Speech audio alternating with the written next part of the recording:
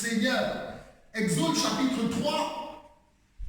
Qu'est-ce que le Seigneur va dire à Moïse? J'ai entendu les cris de mon peuple, les cris que lui font pousser les Égyptiens. Qu'est-ce qu'il va dire? Et je suis descendu pour les délivrer. Je suis descendu pour les délivrer. Dieu, en réalité, lorsqu'il envoie son prophète, avait déjà une réponse pour son peuple. Et cette réponse s'appelait Gédéon. Lorsque nous lisons la parole, nous comprenons que Gédéon est la réponse de Dieu à Israël. Dieu lui dit, nous allons relire, nous sommes dans le chapitre 1, Dieu lui dit, verset 14, l'Éternel se tourna vers lui et dit, va avec cette force que tu as et délivre Israël de la main de Madian, n'est-ce pas moi qui t'envoie? Voilà quelle était la mission de Gédéon, délivrer Israël de la main des Madianites. Amen. Amen. J'aimerais bien aimer que nous n'oublions pas pourquoi Jésus est venu. Amen. Ça, c'est très important. Si nous oublions la raison pour laquelle Jésus est venu, alors nous oublions que notre vie a un sens. Tout ce que nous avons, le travail, la famille et tout le reste, ce sont des bonus que Dieu nous donne. Amen. Est-ce que nous comprenons cela? Ce sont des bonus que Dieu nous donne. Le jour où toutes les choses que Dieu nous donne vont devenir la priorité de nos vies, ça veut dire que là, on se sera égaré du chemin. Amen. On se sera égaré du chemin. Le chemin, bien aimé, c'est avant toute chose Jésus. La famille, le travail et tout, ce sont des bénédictions que le Seigneur nous donne. Mais le jour où la famille va remplacer Jésus, ça ne veut pas dire qu'il faut négliger la famille, loin de là, bien aimé, il faut prendre soin de sa famille. D'ailleurs, le Seigneur a dit que celui qui ne prend pas soin des siens est pire qu'un infidèle. Il est pire que quelqu'un qui ne connaît pas Dieu. Donc, il faut prendre soin de notre famille. Mais il faut prendre soin de notre famille en ce sens, bien aimé, que tout ce que Dieu nous donne, la famille, le travail, les moyens financiers, tout ce que vous savez, ne deviennent pas des choses qui remplacent la présence de Dieu. Amen. Amen. Je veux lire, avant de continuer rapidement avec vous, Matthieu chapitre 1er. Je vous ai parlé de la raison pour laquelle Jésus est venu, que nous ne devons pas, bien aimé, oublier cela. Pourquoi Jésus est-il venu dans ce monde? Pourquoi est-ce que nous nous retrouvons les dimanches afin d'adorer? Pourquoi est-ce que nous sommes là, bien aimés? Cela est très important. Matthieu chapitre 1er. Matthieu, premier livre du Nouveau Testament. Matthieu chapitre 1er. Est-ce que nous y sommes? Oui, c'est ça. Alors, la Bible dit ceci, bien aimés. Nous sommes dans le verset 18. Matthieu chapitre 1er à partir du verset 18. La Bible nous dit, Matthieu chapitre 1er, Matthieu chapitre 1, à partir du verset 18. Voici de quelle manière arriva la naissance de Jésus-Christ. Marie, sa mère, ayant été fiancée à Joseph, se trouvant enceinte par la vertu du Saint-Esprit, avant qu'ils eussent habité ensemble. Joseph, son époux, qui était un homme de bien et qui ne voulait pas la diffamer, se proposa de rompre secrètement avec elle. Comme il y pensait, voici un ange du Seigneur lui apparut en songe. Vous voyez, le Seigneur sait exactement qui nous sommes. Joseph a une pensée qu'il n'a même pas encore partagée avec Marie, mais Dieu sait ce qu'il pense et lui donne une réponse. Amen. J'aimerais vraiment bien aimer nous dire ici que Dieu nous connaît et qu'il nous écoute. Quel que soit le souci que tu peux avoir, mon frère, quel que soit le souci que tu peux avoir, ma soeur, quel que soit le souci que nous pouvons avoir, j'aimerais nous dire que le Seigneur nous connaît et qu'il nous écoute. Je ne sais pas à quelle étape de ta vie tu te trouves, bien-aimé, mais le Seigneur est capable de te donner une solution. Un ange du Seigneur lui apparut en songe et dit, Joseph, fils de David, ne crains pas de prendre avec toi Marie, ta femme, car l'enfant qu'elle a conçu vient du Saint-Esprit. Elle enfantera un fils et tu lui donneras le nom de Jésus. Écoutez bien, c'est lui qui sauvera son peuple de ses péchés. C'est lui qui sauvera son peuple de ses péchés. Voilà pourquoi Jésus est venu, bien-aimé. Voilà pourquoi Jésus est venu. Bien sûr, pour sauver son peuple de ses péchés, mais pour devenir aussi, pour nous, des enfants de Dieu et avoir avec lui une relation. La Bible nous dit, car tous ont péché et sont privés de la gloire de Dieu. Car le salaire du péché, c'est la mort. Mais le don gratuit de Dieu, c'est la vie éternelle en Jésus-Christ. C'est ce qui nous attend, frères et sœurs. C'est ce qui nous attend, la vie éternelle avec Jésus. La vie que nous avons sur cette terre n'est que passagère. C'est une étape, bien aimé, mais à un certain moment, nous allons nous retrouver avec le Seigneur. Amen. J'espère, bien aimé, que vous le croyez. J'espère que vous le croyez fortement. Amen. Nous continuons. Donc, le Seigneur va dire à Gédéon que c'est toi qui vas délivrer Israël de la main de Madian. J'aimerais encore dire une chose, toujours par rapport à ce que nous avons lu et par rapport à ce que nous lisons maintenant. Chacun d'entre nous a un rôle à jouer sur cette terre. Amen. Amen. Chacun d'entre nous a une mission particulière à jouer sur cette terre. C'est vrai, nous avons une mission générale, aller faire de toutes les nations des disciples. Mais si Dieu nous a mis dans une famille, dans un quartier, dans tel ou tel travail, c'est pour une raison bien précise. Aucune personne d'entre nous, aucun d'entre nous bien-aimés n'est venu faire du tourisme sur cette terre. Est-ce que nous comprenons cela? Aucun d'entre nous, frères et sœurs, n'est venu se balader sur cette terre. Je ne dis pas qu'il ne faut pas aller se balader à la gare. Je ne dis pas qu'il ne faut pas aller se balader là, dans le petit parc zoologique. Ce n'est pas ce que je dis. Mais ce que je dis, c'est que le Seigneur dit, dans Jérémie chapitre 29, versets 11 à 13, nous connaissons ce passage. Qu'est-ce qu'il nous dit?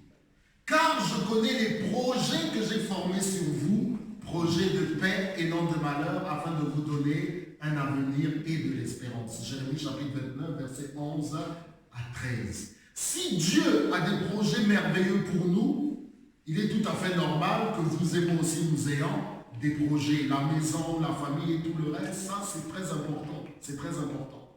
Et bien aimés dans le Seigneur, nous devons donc avoir des projets et ne pas oublier que chacun d'entre nous, nous sommes ici sur cette terre pour une raison particulière et précise. Et le rôle de l'adversaire, ce sera de mettre la confusion dans notre tête pour que nous puissions tourner en rond. C'est ainsi que vous voyez parfois certaines personnes qui soit ne veulent plus entendre parler de Dieu ou qui, pour une raison ou pour une autre, refusent d'écouter le Seigneur et se retrouvent parfois humainement, nous aurons l'impression qu'elles ont réussi. Mais est-ce qu'elles auront réussi selon le Seigneur? Amen. C'est la question qu'il faut se poser. Nous continuons, on avance, le temps avance. Va et délivre Israël de la main de Madian. Telle était la mission de Gédéon. Mais écoutez la réponse de Gédéon. Gédéon lui dit, verset 15, « Ah mon Seigneur, avec quoi délivrerai-je Israël ?» Oh non, pardon, excusez-moi. Verset 12. L'ange de l'Éternel lui apparut et lui dit, l'Éternel est avec toi, vaillant héros. Gédéon lui dit, ah mon Seigneur, si l'Éternel est avec nous, pourquoi toutes ces choses nous sont-elles arrivées? Et où sont tous ces prodiges que nos pères nous racontent quand ils disent, l'Éternel ne nous a-t-il pas fait monter hors d'Égypte? Maintenant, l'Éternel nous abandonne et il nous livre entre les mains de Madian. L'Éternel se tourna vers lui et dit, va avec cette force que tu as et délivre Israël de la main de Madian. N'est-ce pas moi qui t'envoie? Gédéon lui dit, ah mon Seigneur, avec quoi délivrerai-je Israël? Voici ma famille est la plus pauvre en Manassé et je suis le plus petit dans la maison de mon père. L'Éternel lui dit, mais je serai avec toi et tu battras Madian comme un seul homme. Cette partie, la dernière partie là, cette dernière partie que nous avons lue, la diaconesse Nicole a développée, dimanche dernier. Ne pas se considérer comme une personne moins importante, mais se considérer à sa juste valeur, c'est-à-dire comme Dieu nous voit.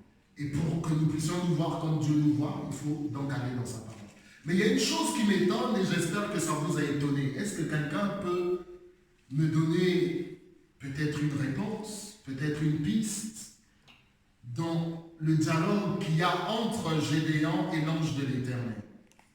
Est-ce qu'il n'y a pas quelque chose qui a attiré votre attention? La façon qu'il se considère lui-même. Oui. La façon qu'il se considère lui-même, quoi. Ok, merci beaucoup. Merci. Merci ce que la diaconesse Nicole nous avait dit aussi dernièrement. La manière dont Gédéon se considère. Ok. Est-ce qu'il y a une autre réponse? L'ange déclare déjà qu'il est vaillant. L'ange déclare déjà qu'il est vaillant. Amen. Merci beaucoup. Est-ce qu'il y a une autre réponse? Non? Allez-y, n'ayez pas peur. Toute réponse n'est pas mauvaise. Les doutes de Gédéon, ok. Une autre réponse? Gédéon se sous-estime, ok. Pas une autre réponse? Enfin, pas une autre réponse, pardon. Encore une autre réponse? Il cherche à se justifier en se sous-estimant. Voilà, Gédéon cherche à se justifier. D'ailleurs, ce comportement, on le voit aussi dans la vie de Moïse. Exode chapitre 3. Est-ce que quelqu'un, merci beaucoup, sœur Colette, est-ce que quelqu'un veut encore donner une autre réponse? C'est comme s'il doutait, en fait, pas comme s'il remettait en cause la parole du... Ce qui me choque, c'est comme s'il remettait en cause la parole du Seigneur. Voilà, comme s'il remettait en cause la parole du Seigneur. Je vous ai dit tout à l'heure que le Seigneur nous connaît. Ok, encore une autre réponse? Alors moi, je vais vous répondre. L'Éternel est avec toi, vaillant héros. Ah, mon Seigneur, si l'Éternel était avec nous. L'Éternel est avec toi, vaillant héros. Ah, mon Seigneur, si l'Éternel était avec nous. Le Seigneur parle à Gédéon et Gédéon répond au pluriel. Ça ne vous étonne pas? En fait, Gédéon ne pense pas à lui-même, il pense à son peuple. J'aimerais vous dire une chose, Dieu ne se trompe jamais sur les gens qu'il choisit. Même si les gens peuvent douter de vous, qui que ce soit, mais Dieu ne se trompe jamais sur les personnes qu'il choisit. Premièrement. Deuxièmement, Dieu regarde au cœur. Et Dieu avait vu le cœur de Gédéon. La Bible nous dit, l'ange vint s'asseoir sous le térébinthe d'Abiezer. Le père de Gédéon s'appelait Joas et il faisait partie d'un clan, le clan d'Abiezer. Et la Bible nous dit que l'ange vint s'asseoir sous le térébinthe. Mais pendant que l'ange s'était assis, qu'est-ce qu'il faisait? Il observait. L'ange observait. Quoique Dieu connaisse déjà chacun d'entre nous, mais l'ange, qu'est-ce qu'il faisait? Il observait. Et après, on nous dit quoi? Nous sommes dans le chapitre 1. La Bible nous dit, verset 11, puis l'ange de l'Éternel, puis vint l'ange de l'Éternel et il s'assit sous le térébinthe d'Ophra qui appartenait à Joas de la famille d'Abiezer. Gédéon, son fils, battait du froment au pressoir pour le mettre à l'abri de Madian. La Bible nous dit, l'ange de l'Éternel lui apparut et lui dit. L'ange arrive, il s'assied et il fait quoi? Il observe Gédéon. C'est après seulement qu'il lui parle. Amen. Vous savez, Dieu nous connaît et Dieu nous regarde et Dieu nous observe. Dieu nous observe. Nous ne sommes pas tout seuls. Depuis le jour où nous avons accepté Jésus comme Seigneur et Sauveur, physiquement le Seigneur n'est pas là. Gloire à Dieu pour ceux qui ont déjà vu le Seigneur, parce qu'il y a des gens qui ont vu le Seigneur, mais le Seigneur habite en nous au travers de son Saint-Esprit. Amen. Dès que nous recevons Jésus, de manière instantanée, de manière immédiate, si je peux dire ça ainsi, le Saint-Esprit habite en nous. Mais Gédéon, bien aimé, bien qu'il se considère comme une personne moindre, avait un souci pour son peuple. Amen. Est-ce que nous comprenons cela, bien aimé? Amen. Le souci de Gédéon, c'était le bien-être de son peuple. C'était ça qui importait Gédéon. C'était ça pour lui le plus important. Dans une société, bien aimée, où nous vivons, où chacun veut faire ce qu'il veut, vivre de manière égoïste, Dieu cherche une personne qui va intercéder pour son peuple. Dieu cherche une personne qui va aider une autre personne. Pardon, excusez-moi. Et nous l'avons lu. C'est lui qui viendra sauver son peuple de ses péchés. Quelle charge, bien-aimé, quelle charge. Une seule personne qui vient pour sauver toute l'humanité. C'est la raison pour laquelle, bien-aimé, nous ne devons pas nous amuser avec la grâce de Dieu. Parce qu'un innocent est mort.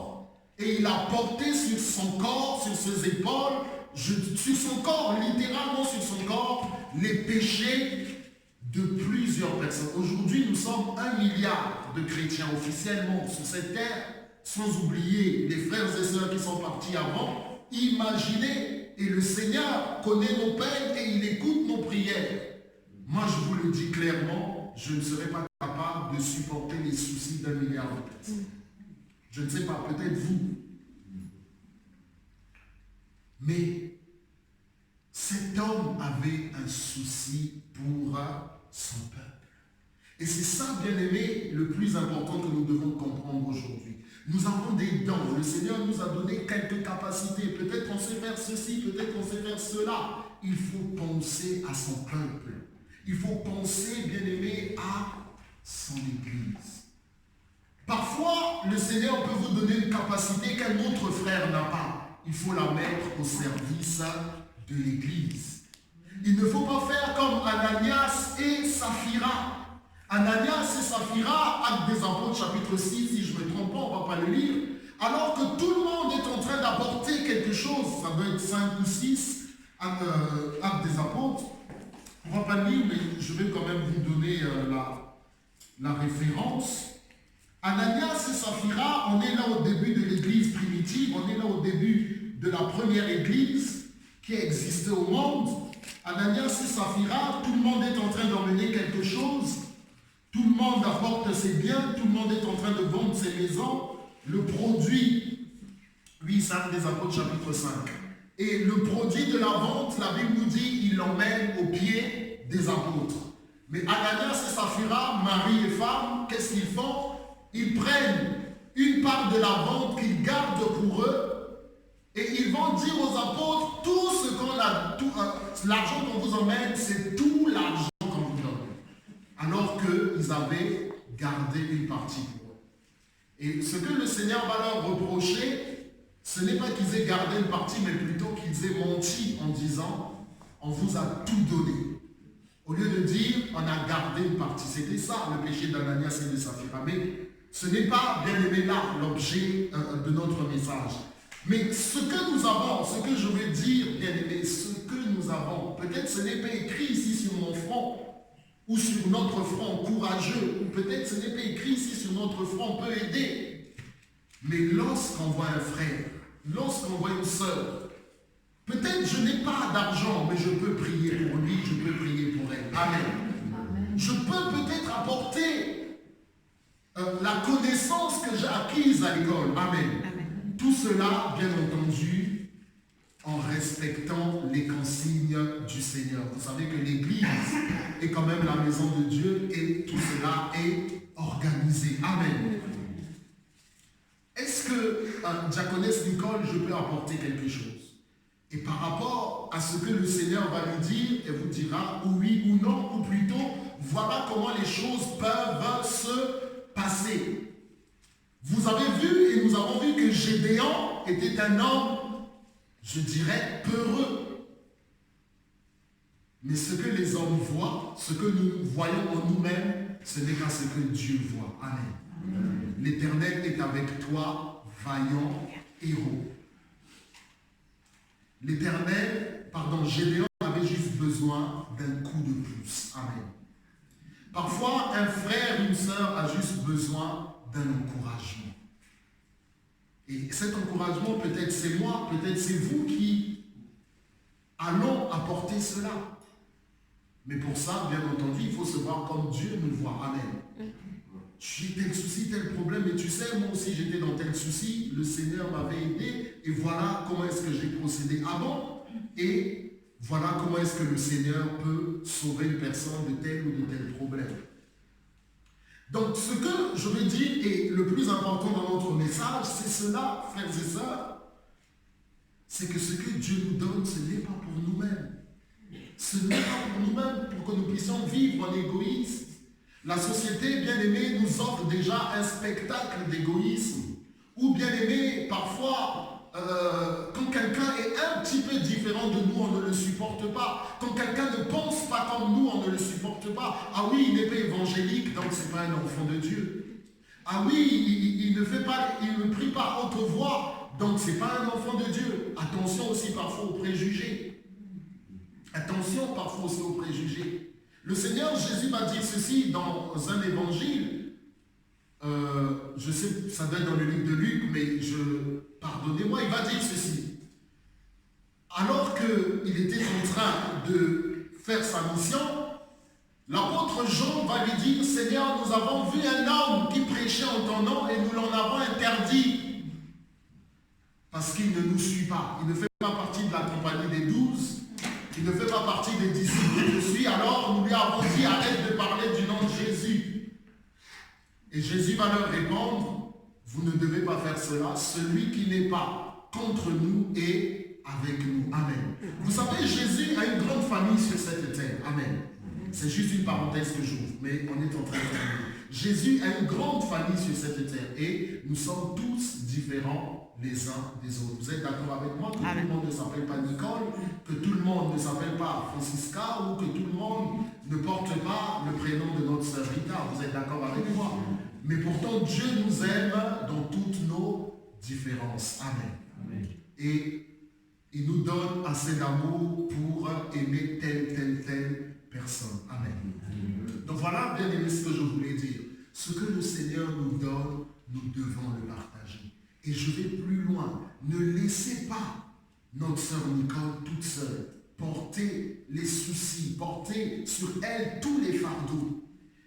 Je ne vous l'ai pas dit et elle ne vous le dira pas non plus. Et les hommes de Dieu n'en parlent pas souvent.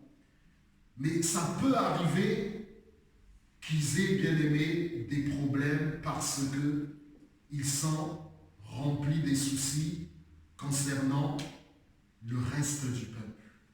Ils souffrent parfois en silence et parfois tout seul. Et raison pour laquelle vous devez prier pour elle. Et aussi pour tous les hommes de Dieu que vous connaissez. Mais en priorité, vous devez prier pour elle. Amen. Donc voilà, que le Seigneur soit glorifié, que le Seigneur soit élevé. C'était là le message de ce matin. Ce que le Seigneur nous donne, nous devons le partager. Ah mon Seigneur, si Dieu était avec nous, si Dieu était, l'Éternel est avec toi, vaillant héros. Ah mon Seigneur, si l'Éternel est avec nous, pourquoi toutes ces choses nous sont-elles arrivées? Même si la façon de penser de Gédéon aussi est mauvaise en réalité, parce que Gédéon, je vous l'ai dit, pense comme beaucoup de gens parmi nous. Pourquoi ça nous arrive? Sans oublier que Israël était loin du Seigneur. Amen. Amen. Mais le plus important, bien aimé, c'est sa manière de raisonner, sa manière de penser. Gédéon ne pense pas individuellement, mais Gédéon pense au bien-être de son peuple. Amen. Amen. Mon frère, ma soeur, qui a des dons, qui a des capacités, qui peut prier. Il ne faut pas se dire, non, les autres sont déjà là-bas, c'est bon. Non, bien aimé. Le Seigneur t'a donné son esprit pour que tu puisses aussi prier pour ton frère, pour que tu puisses aussi apporter quelque chose. Amen. Amen. Ce n'est pas mauvais d'accorder. Qu'est-ce que ça nous coûte par semaine? Parfois 30 minutes, parfois 1 heure, par rapport à tout le programme que nous avons dans la semaine. Mais non, il y a déjà beaucoup de personnes, elles vont se débrouiller. Non. le Seigneur a besoin de chacun d'entre nous. Que le Seigneur nous bénisse. Amen. Amen.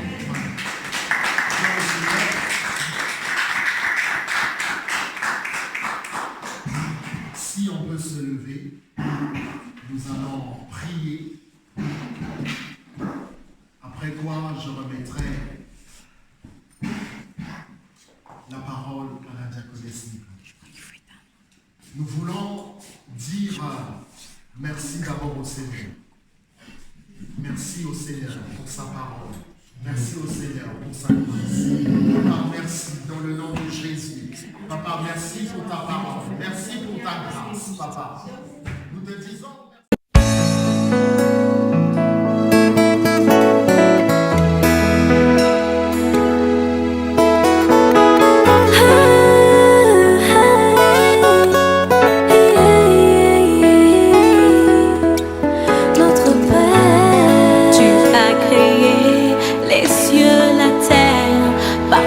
Parole toute puissante et j'ai trouvé grâce à tes yeux.